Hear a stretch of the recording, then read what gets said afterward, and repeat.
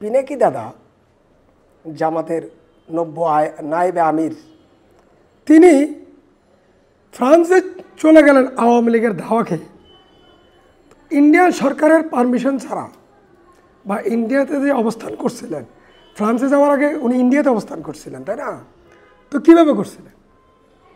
Indian সরকারের permission ছাড়া কোনো বিদেশি নাগরিক কি এভাবে অবস্থান নিতে পারে বা পালিয়ে বাংলাদেশ থেকে পালিয়ে ইন্ডিয়া যেতে পারে? ইন্ডিয়াতে অবস্থান করে ফ্রান্সে যেতে পারে? নিশ্চয়ই পারে না। তাহলে এটা খুব সহজ প্রশ্ন এবং সহজ উত্তর।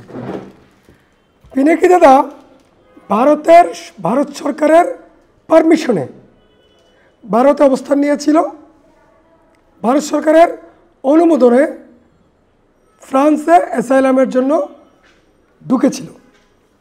ফ্রান্সের সাথে আবার ভারতের ভালো সম্পর্ক আছে, খুব ভালো সম্পর্ক আছে। যাই হোক, এখন কথা হলো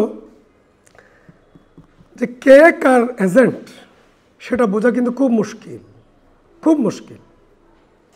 দাদাকে নিয়ে কি বলবো, উনি তো জামাতের নতুন আমির, ওনাকে নিয়ে বেশি কিছু বলার নাই। শুধু এটুকু বলা যায়, আপনি বাংলাদেশে আসেন, এখন তো আপনার সরকার, আপনি কয়েকজনকে উপদেষ্টা বানাইছেন, আমাদের কাছে তথ্য আছে। কয়েকজন উপদেষ্টাকে আপনি উপদেষ্টা বানাইছেন, আমাদের কাছে তো ইনফরমেশন আছে, তাই না? সবাই জানে ওইটা। আপনি বাংলাদেশে একটু আসেন, আপনার সাথে একটু রাজপথে আন্দোলন সংগ্রাম করি আপনার সাথে থেকে। আপনার যে বিশাল বাহিনী, সেই বাহিনীকে আপনার পিছনে দেখতে চাই। আপনাকে আমরা লাল গালিচে সংবর্ধনা দেব বিমানবন্দরে। আপনি বাংলাদেশে এসে যেমনি পারেন, যেমন মন চায় তেমনি করে ভিডিও বানান, কিন্তু আন্দোলন করে বানাতে হবে, রাজপথে থেকে বানাতে হবে। আপনি হাসিনার আমলে রাজপথে থাকার সাহস করেন না।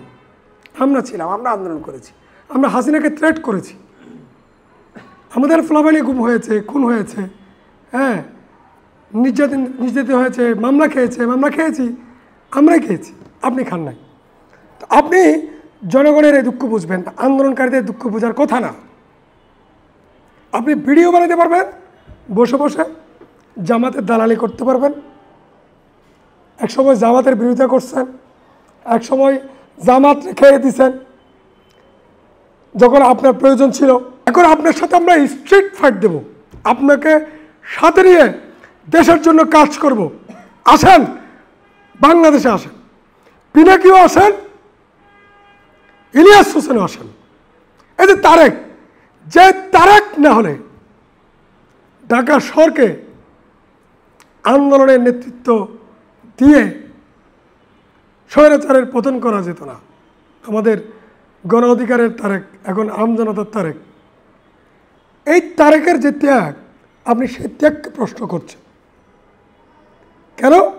আপনি তারেককে আপনার অ্যাসাইনমেন্ট মতো কথা শোনাইতে পারেন নাই, তারেককে আপনি গ্রিপসে রাখতে পারেন না।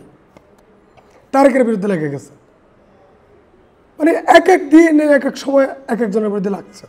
এই যে ইউরোপ সরকার যে আমেরিকার দালালি শুরু করছে, আপনি এর বিরুদ্ধে লাগেন না কেন?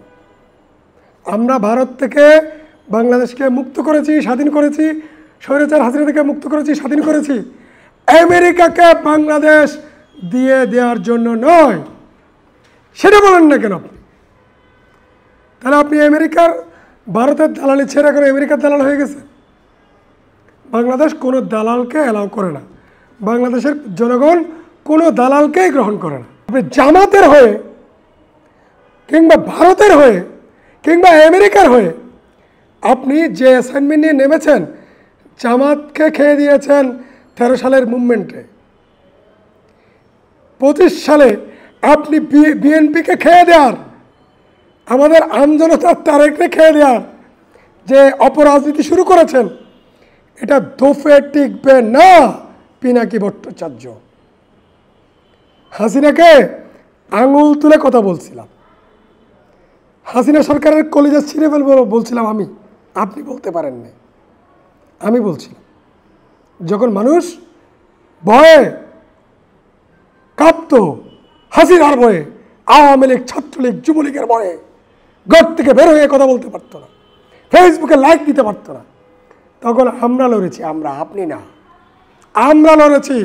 রাজপথের লড়াকু আমরা। বাংলাদেশ কিভাবে বাঁচবে, বাংলাদেশ কিভাবে দাঁড়াতে পারবে, দাঁড়াবে, সেটা আমরা ঠিক করব। এবং আমরাই, যেহেতু আমাদের রাজপথে আমাদের ত্যাগ রয়েছে, রক্ত রয়েছে, এবং আমাদের শহীদদের জীবন, শত শত শহীদ, হাজার হাজার শহীদদের জীবন এখানে বিপন্ন হয়েছে। আমরা অন্তত বাংলাদেশ বিক্রি করব না কারো কাছে, না ভারতের কাছে, না আমেরিকার কাছে। সুতরাং সাবধানে কথা বলবেন। আপনি যেই লাউ হন, যেই কদুই হন, সাবধানে কথা বলবেন। ধন্যবাদ।